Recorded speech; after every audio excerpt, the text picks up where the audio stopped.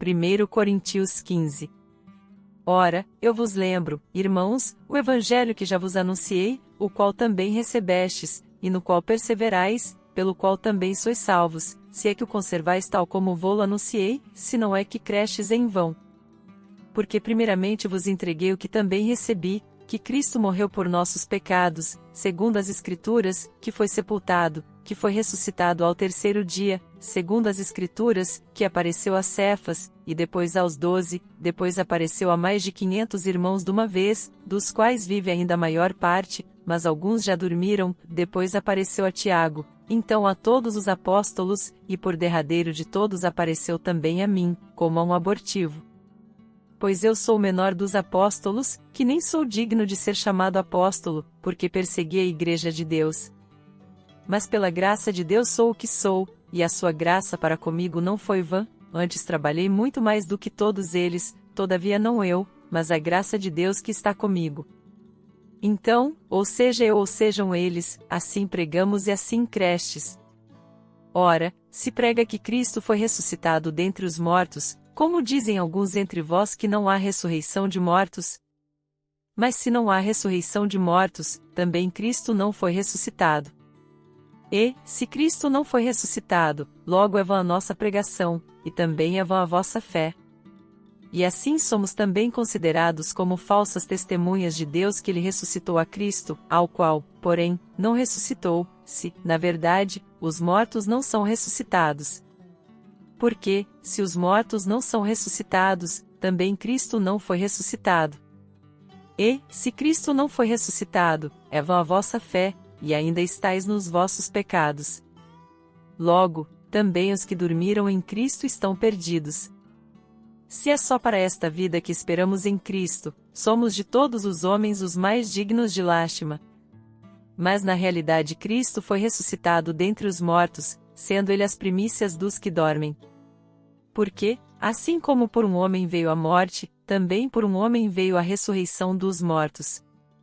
Pois como em Adão todos morrem, do mesmo modo em Cristo todos serão vivificados.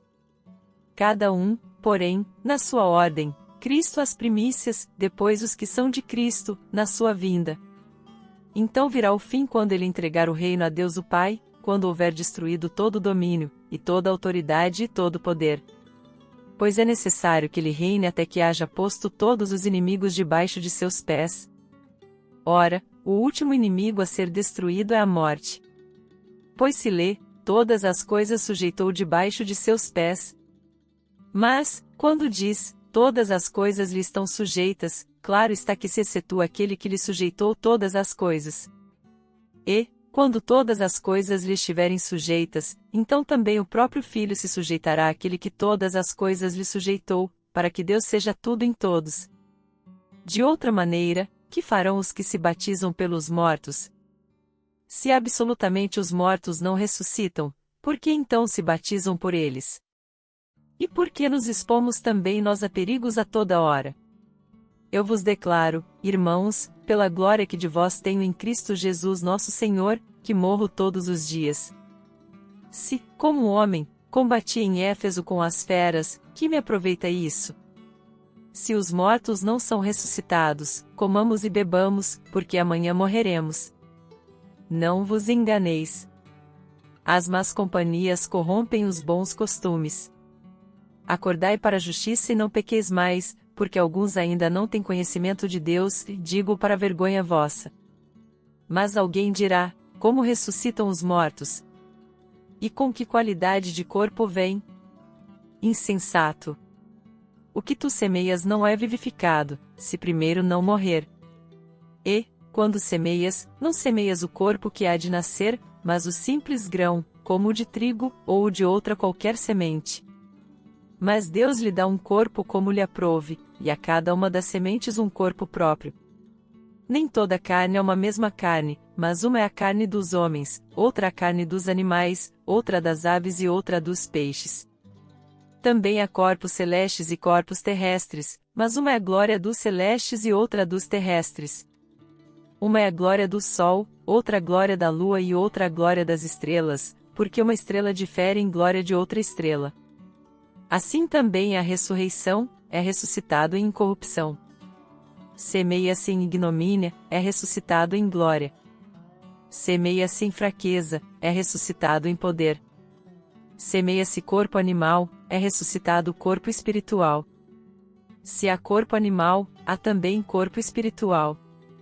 Assim também está escrito: o primeiro homem, Adão, tornou-se alma vivente, o último Adão, espírito vivificante. Mas não é primeiro o espiritual, senão o animal, depois o espiritual. O primeiro homem, sendo da terra, é terreno, o segundo homem é do céu. Qual o terreno, tais também os terrenos, e, qual o celestial, tais também os celestiais. E, assim como trouxemos a imagem do terreno, traremos também a imagem do celestial. Mas digo isto, irmãos, que carne e sangue não podem herdar o reino de Deus, nem a corrupção herda a incorrupção. Eis aqui vos digo um mistério: nem todos dormiremos, mas todos seremos transformados, num momento, num abrir e fechar de olhos, ao som da última trombeta, porque a trombeta soará, e os mortos serão ressuscitados incorruptíveis, e nós seremos transformados. Porque é necessário que isto que é corruptível se revista da incorruptibilidade e que isto que é mortal se revista da imortalidade.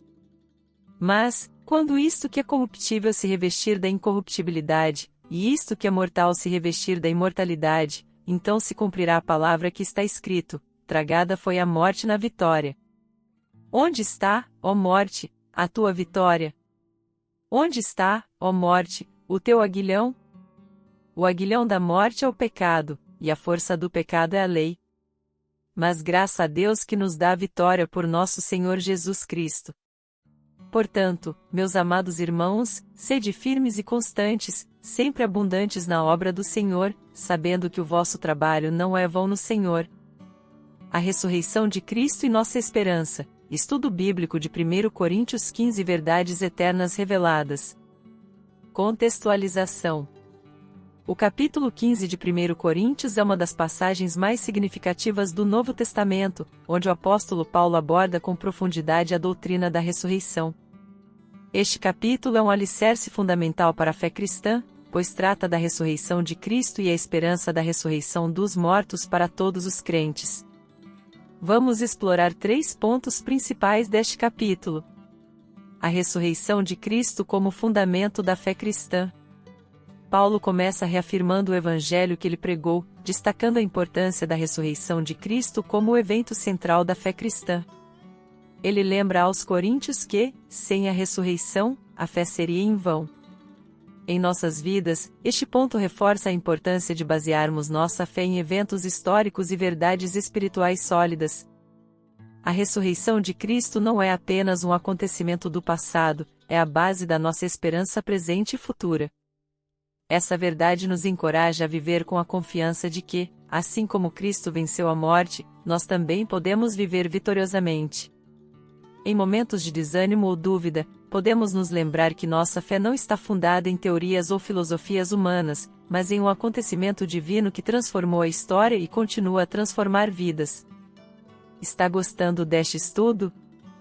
Então não se esqueça de se inscrever no nosso canal para continuar recebendo conteúdos edificantes como este. Deixe seu like e compartilhe suas reflexões nos comentários. Isso ajuda muito a fortalecer nossa comunidade de fé. A ressurreição dos mortos e a esperança da vida eterna. Paulo confronta a dúvida que alguns coríntios tinham sobre a ressurreição dos mortos. Ele explica que se não há ressurreição dos mortos, então Cristo não ressuscitou, e se Cristo não ressuscitou, nossa fé é inútil. A certeza da ressurreição dos mortos nos oferece uma esperança que transcende as dificuldades e sofrimentos desta vida. Isso significa que, independentemente do que enfrentamos aqui, há uma promessa de vida eterna com Deus, onde não haverá mais dor, morte ou sofrimento. Esta esperança deve nos motivar a viver de forma que reflita essa realidade, valorizando mais o que é eterno do que o que é temporário. Podemos aplicar isso ao manter nossos olhos focados em Deus, cultivando uma fé que nos sustenta nos momentos difíceis e nos impulsiona a viver com propósito e integridade. A transformação do corpo e a vitória sobre a morte. Paulo descreve como os corpos dos crentes serão transformados na ressurreição, passando de corruptíveis para incorruptíveis, e celebra a vitória final sobre a morte, que é conquistada por Cristo.